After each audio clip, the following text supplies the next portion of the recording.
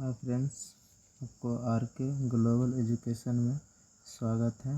आज हम लोग देखेंगे इतिहास के टॉप 50 क्वेश्चन जो कि सभी एग्जामों के लिए महत्वपूर्ण होगी। पहला क्वेश्चन है, मगध राजवंश का प्रतापी राजा बृहद्रथ का उल्लेख कहाँ कहाँ मिलता है। तो जो मगध राजवंश का प्रतापी राजा बृहद्रथ था, इसका उल्लेख है जो महाभारत, पुराण, बौद्ध ग्रंथ या उपयुक्त इनमें से सभी।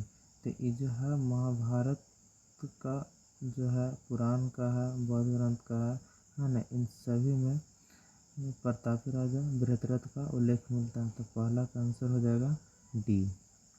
दूसरा क्वेश्चन है, मगध सम्राट जरासंध का उल्लेख हुआ है। जो मगध का सम्राट दूसरा जो बृहद्रथ का पुत्र था जरासंध, इसका उल्लेख कहाँ कहाँ मिलता है। तो इसका उल्लेख भागवत पुराण, महाभारत और बौद्ध ग्रंथ, इन सभी किताबों में, इनमें भी सभी हो जाएगा। इसका भी क्वेश्चन का आंसर हो जाएगा ऑप्शन नंबर 3। तीसरा क्वेश्चन है, मगध सम्राट बिंबिसार कितने हजार गांव का अधिपति थे। जो मगध सम्राट बिंबिसार थे, ये लगभग 80,000 गांवों का अधिपति थे।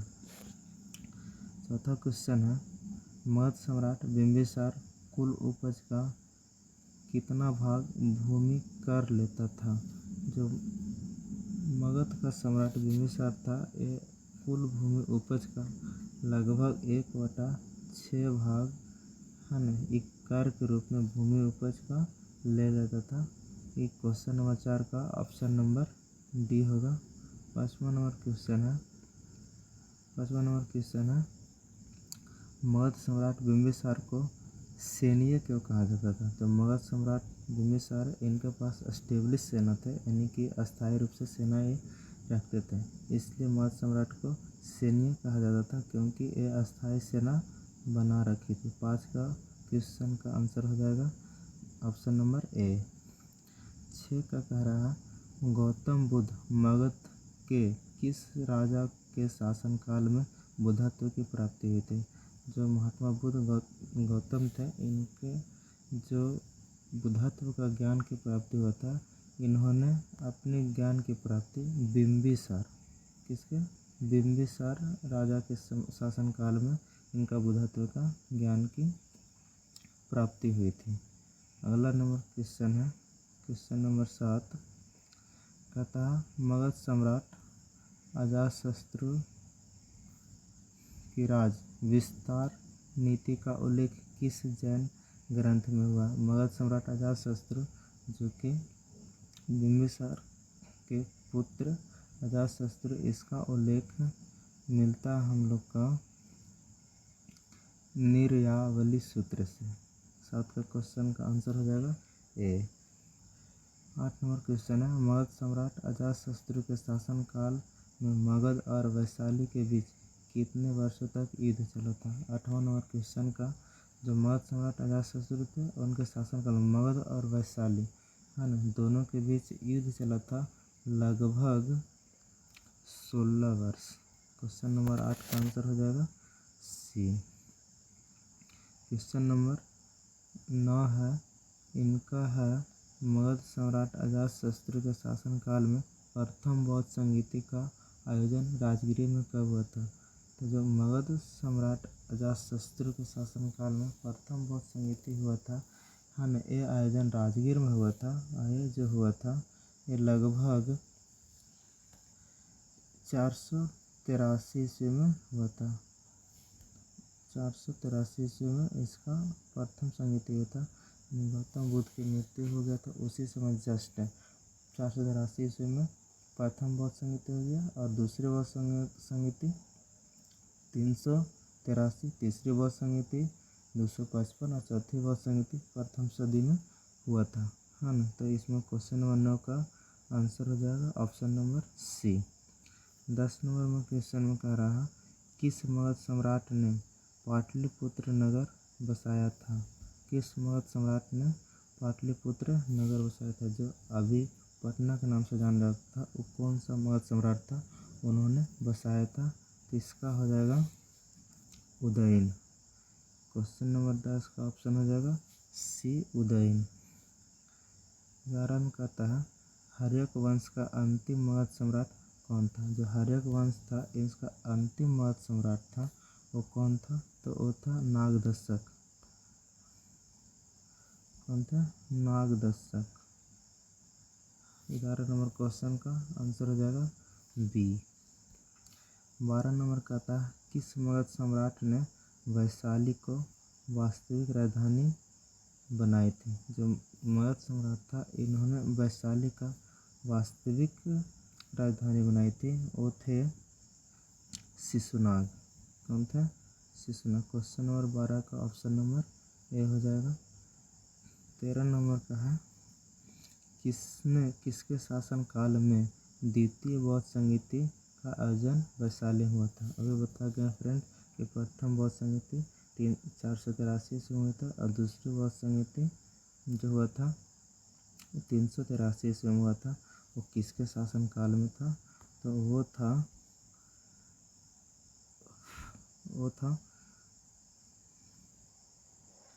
कालाशोक के समय। वो था कालाशोक के समय। इसमें क्वेश्चन नंबर 13 का ऑप्शन नंबर सी हो जाएगा। 14 का है किस मगध सम्राट को बौद्ध ग्रंथों में अग्रसेन अर्थात प्रचंड सेना का स्वामी कहा गया है?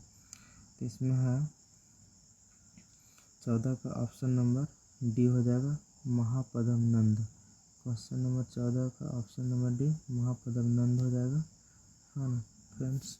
15वां नंबर क्वेश्चन है कह रहा है किस मगध सम्राट ने अपने दरबार में चाणक्य को अपमानित किया था? यानी कि जब मगध सम्राट घनानंद था तो उस समय जब सिकंदर आक्रमण कर रहा था तो उस समय उसको समझाने के लिए चाणक्य ने घनानंद के पास आया था तो उन्होंने उसका चोटी खींचकर अपमान किया था।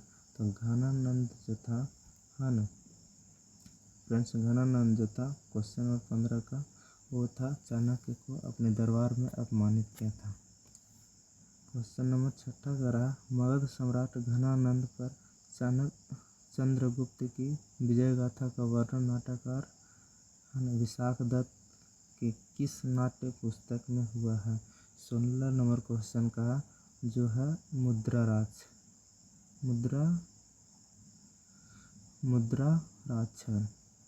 जो है 16 नंबर क्वेश्चन का ऑप्शन नंबर बी हो जाएगा।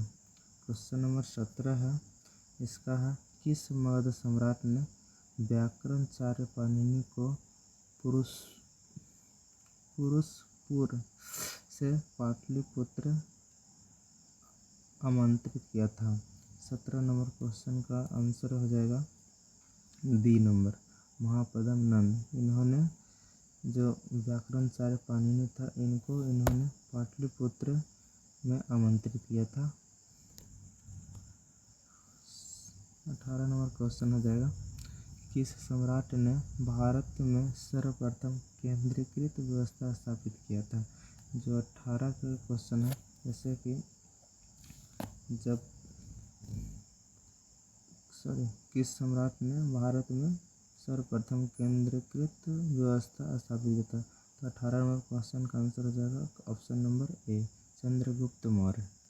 19 का है मौर्यकालीन शासन व्यवस्था कितने प्रांतों में बटा हुआ था? यानी कि कितने भागों में बटा हुआ था? 19 का ऑप्शन नंबर हो जाएगा सी 5 भागों में बटा हुआ था। 20 का है वह ग्रंथ जिसमें पाटलिपुत्र प्रशासन का वर्णन उपलब्ध है।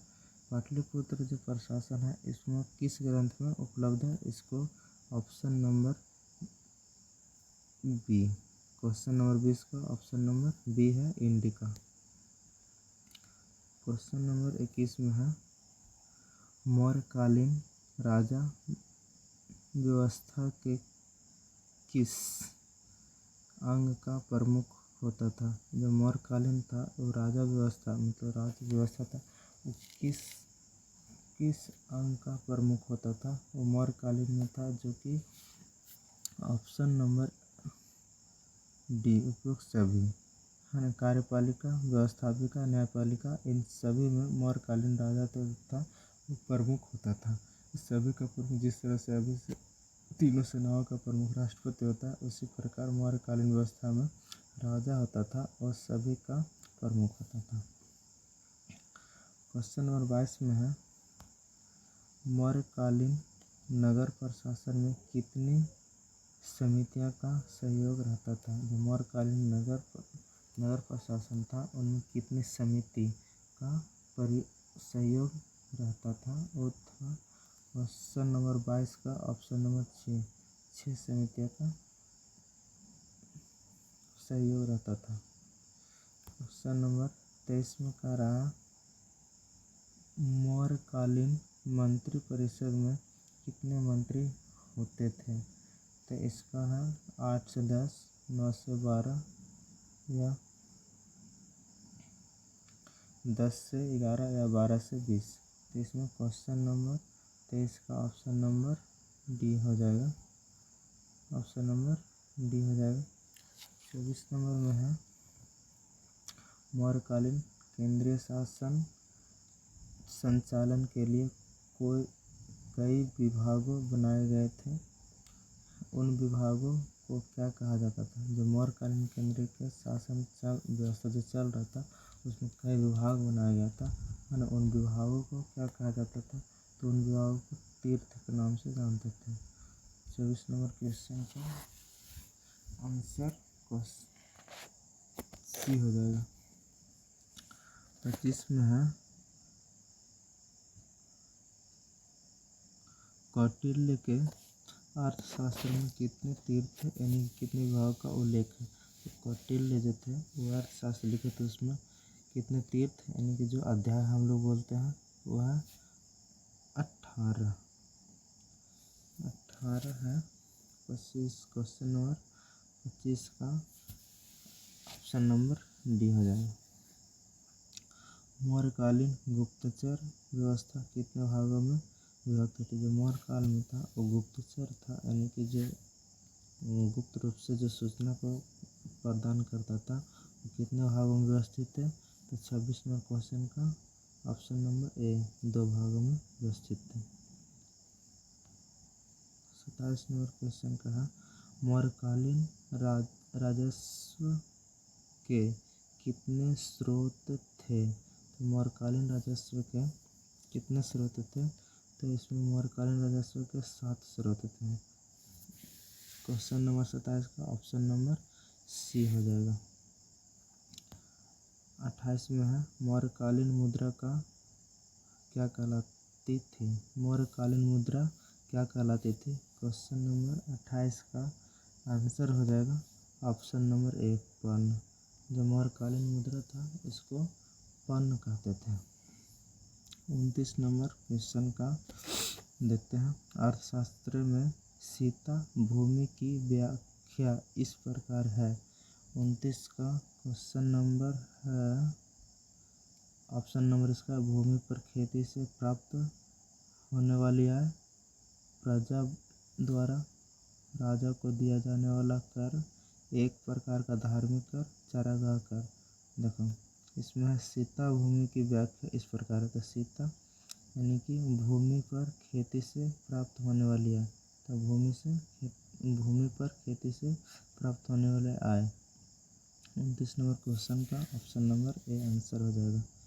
30 नंबर कह रहा, मौर्य सम्राट बिंदुसार के राज दरबार में यूनानी शासक एंटिओकस प्रथम ने किसे राजदूत बनाकर भेजा था? तो क्वेश्चन नंबर 30 का ऑप्शन नंबर डी हो जाएगा। जो मौर्य सम्राट बिंदुसार था इन्होंने यूनानी शासक एंटिओकस के प्रथम ने जो इसके दरबार में भेजा था वो था मेगास्थनीज को। क्वेश्चन नंबर 30 का ऑप्शन नंबर डी हो जाएगा। क्वेश्चन नंबर 31 पढ़ते हैं, ग्रीक शासक सेल्यूकस को किसने पराजित किया था? जो ग्रीक शासक था सेल्यूकस, जिसको सेल्यूकस निकेटर सिकंदर के साथ आया था, है ना, इसको पराजित किया था चंद्रगुप्त मौर्य। क्वेश्चन नंबर 31 का ऑप्शन नंबर सी हो जाएगा।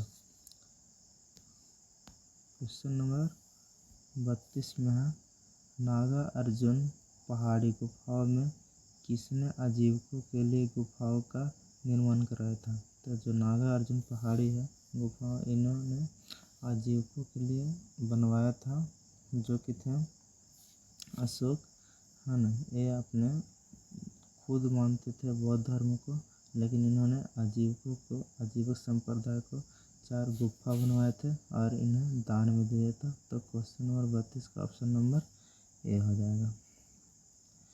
33 नंबर है, किस मौर्य सम्राट ने गुप्त संवत का प्रवर्तन किया था? किस मौर्य सम्राट ने गुप्त संवत का प्रवर्तन किया था? यानी कि हो जाएगा क्वेश्चन नंबर 33 का ऑप्शन नंबर बी, चंद्रगुप्त प्रथम। कौन जाएगा फ्रेंड्स? चंद्रगुप्त प्रथम। आगे देखते हैं क्वेश्चन नंबर 34, किस मौर्य सम्राट के शासनकाल में चीनी बौद्ध यात्री फाहियान भारत पहुंचा था? तो 34 नंबर क्वेश्चन का ऑप्शन नंबर बी, चंद्रगुप्त द्वितीय।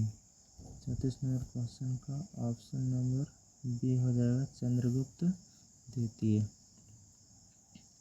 आगे फ्रेंड्स 35 नंबर, चंद्रगुप्त प्रथम का राज्याभिषेक कहाँ हुआ था?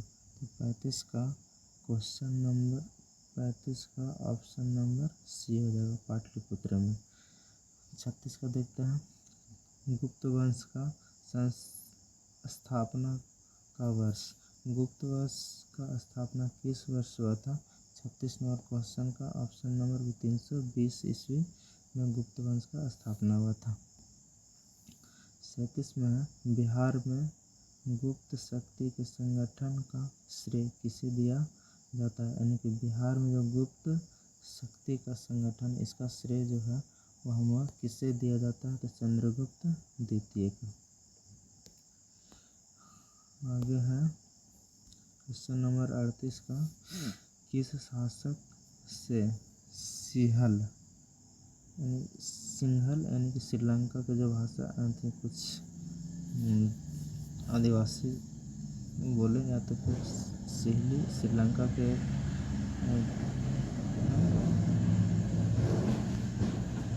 राजा मेघवर्मन ने बोध गया में बौद्ध मठ स्थापित करने का अनुमति मांगी थी।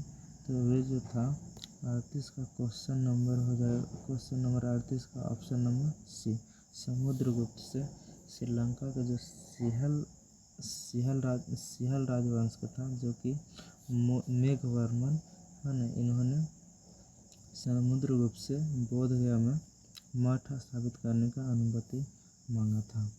39 नंबर क्वेश्चन है, नालंदा विश्वविद्यालय के स्थापना का युग है, यानी कि नालंदा विश्वविद्यालय है, इसका स्थापना का किस युग में हुआ था? तो इसमें हम लोग 39 का क्वेश्चन नंबर 39 का ऑप्शन नंबर सी, जब गुप्त वंश चल रहा था तो उस समय नालंदा विश्वविद्यालय का स्थापना हुआ था। 40 में देखते हैं, नालंदा विश्वविद्यालय का संस्थापक था, मतलब नालंदा विश्वविद्यालय का संस्थापक कौन था? ऑप्शन नंबर डी हो जाएगा कुमारगुप्त। नालंदा विश्वविद्यालय का संस्थापक कौन था? तो क्वेश्चन नंबर 40 का ऑप्शन नंबर डी कुमारगुप्त था। क्वेश्चन नंबर 41 को देखते हैं, बोध गया के महाबोधि मंदिर की स्थापना हुई थी, यानी कि बोध गया का जो महाबोधि मंदिर है इसकी स्थापना किसके काल में हुआ था? तो वह है गुप्त काल में। किसके काल में हुआ था फ्रेंड्स? गुप्त काल में। 42 नंबर का क्वेश्चन है, चीनी बौद्ध यात्री फाहियान कितने समय तक पाटलिपुत्र में रहा था? तो चीनी जो बौद्ध यात्री हमारे देश भारत आए थे है ना, फाहियान, वो कितने समय तक यहाँ रहे थे? तो इसका हो जाएगा 6 महीने, 1 वर्ष या 2 वर्ष या 3 वर्ष। तो हमारे जो भारत में रहते हैं फाहियान थे वो 3 वर्ष रहे थे, यानी क्वेश्चन नंबर 42 का ऑप्शन नंबर डी हो जाएगा। 43 का है, खगोल शास्त्री आर्यभट्ट का संबंध बिहार के किस नगर से था? जो खगोल शास्त्री आर्यभट्ट था इसका संबंध बिहार के किस नगर से था? तो 43 का क्वेश्चन नंबर 43 का ऑप्शन नंबर सी हो जाएगा, पाटलिपुत्र से था। किस नगर से था? पाटलिपुत्र से था। क्वेश्चन नंबर 44 है, किसने यह वर्णन किया है कि मध्य भाग के सभी देशों में मध्य देश में सर्वाधिक नगर थे?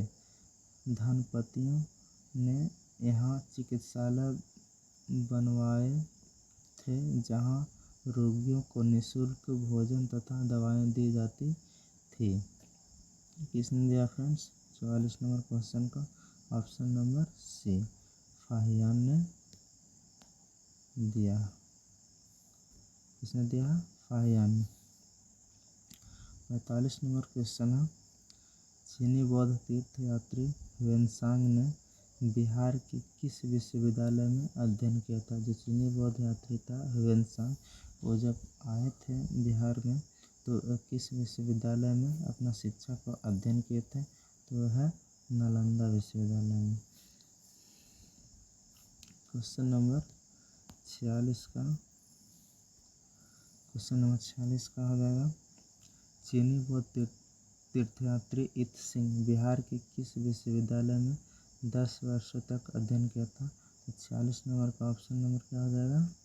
ए भी था, जो नालंदा विश्वविद्यालय में इत सिंह भी अपना शिक्षा को अध्ययन किया था। 47 में है, महाबोधि वृक्ष को क्षति पहुंचाने वाला शासक था। जब महाबोधि वृक्ष हम लोग का नजदीक रहा है, इसका कई बार नुकसान हो चुका है, इसे कई बार काटा जा चुका है। जो आज हम लोग महाबोधि वृक्ष देखते हैं वे तीसरी पीढ़ी के महाबोधि वृक्ष है। जो वही हम लोग पढ़ रहे हैं, महाबोधि वृक्ष को क्षति पहुंचाने वाला शासक था, वह था शशांक। कौन था? शशांक। ये जो था वो महाबोधि वृक्ष को कटवा दिया था, जो कि फिर से जो हम लोग आज देख रहे हैं महाबोधि वृक्ष के, वो तीसरी पीढ़ी का महाबोधि वृक्ष है। 48 नंबर है, गुप्तवंशी शासक किस धर्म को मानने वाले थे? तो गुप्तवंशी शासक जो थे कौन सा धर्म को मानने वाला था? तो बौद्ध धर्म का। हम लोग पहले पढ़ चुके हैं फ्रेंड्स। 50 नंबर क्वेश्चन है, मगध के किस परवर्ती गुप्त वंश का अंतिम शासक था? जो मगध का जो शासक था वो परवर्ती गुप्त वंश का अंतिम शासक कौन था? तो वह था जीवितगुप्त। 49 नंबर क्वेश्चन का ऑप्शन नंबर ए हो जाएगा। फ्रेंड्स लास्ट क्वेश्चन है 50वां नंबर। इससे पहले आप चैनल को लाइक एवं सब्सक्राइब करें ताकि हम लोग का मनोबल बढ़े। चलिए 50वां नंबर क्वेश्चन देखते हैं। गुप्त काल की समाप्ति के बाद किस वंश का शासन मगध में स्थापित हुआ था? जब गुप्त वंश समाप्त हो गया था तो इसके बाद कौन सा वंश मगध में स्थापित हुआ था, इसको देखते हैं। तो ये है जब 50 नंबर क्वेश्चन है, गुप्त काल की समाप्ति के बाद किस वंश का शासन मगध में स्थापित हुआ था? जब गुप्त वंश समाप्त हो गया था तो उस समय मौखरी वंश जो था वो फिर यहाँ पर इसका शासन चलने लगा था मगध पर।